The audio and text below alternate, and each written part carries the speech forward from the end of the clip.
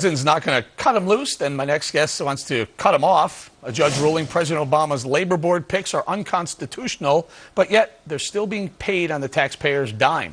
Now, Missouri Republican Senator Roy Blunt is looking to change all that. Thank you for joining us, sir.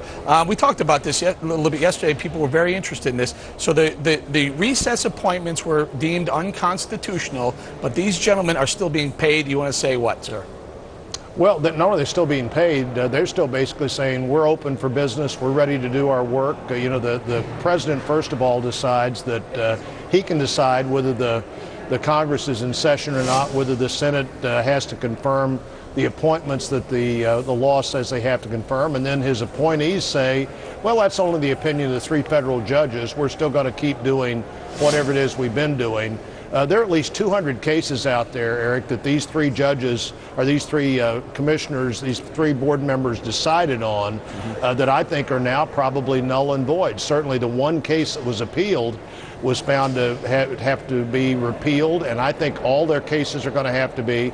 And so our legislation would say, stop paying these guys and stop providing any resources for them to move forward with other actions. They're not legally in these jobs, and they ought to cease and desist. Senator, can we just talk about how important that NLRB board really is? Tell us why we should worry whether or not, how they decide on some of these cases that go up in front of. By the way, there are 5 seats available, only 3 are filled, and all 3 are filled by Obama appointees, right?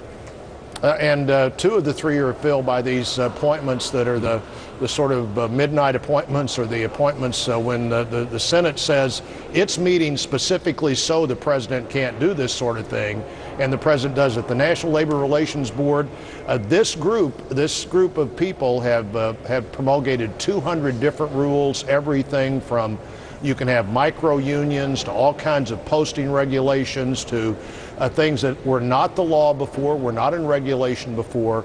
This group on their own has done that. And again, one of these rules was appealed. The court says that one didn't legally happen. I think, Eric, that means all 200 of the rulings that this group has made didn't happen, and they're affecting how people do business in the country and their labor relationships every single day. Senator, take a listen. Yesterday I spoke to a gentleman named Mark Tanna. He was a former President Obama campaign aide. We were talking about this, but he pointed something out. Just listen to this soundbite first.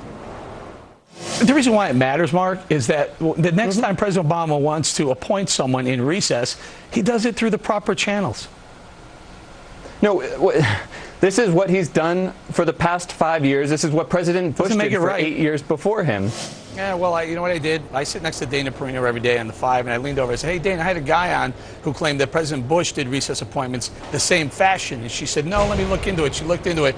In fact, sir, President Bush had recess appointments, but it was always when the Senate was gavelled out. It was agreed upon in the Senate that you were not in session.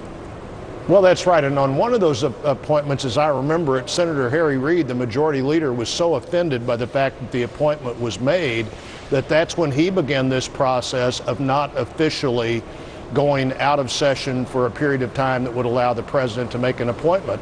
And President Bush never challenged that, never said, I'm the one that can decide whether the Senate's in session or not the Senate. That's the fundamental balance of powers question here. Who gets to decide if the Senate's in session or not?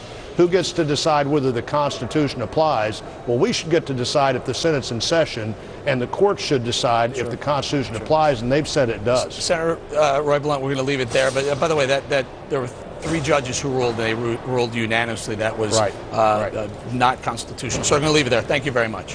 Thank you. All right, forget the NLRB. Is this how unions are pushing their agenda?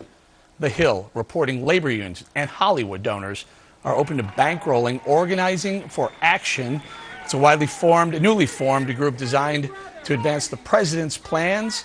Bob Cusack is managing editor of The Hill. Bob, let's tell the people what exactly Organizing for America is. What was it? It was a campaign arm, and what Obama has done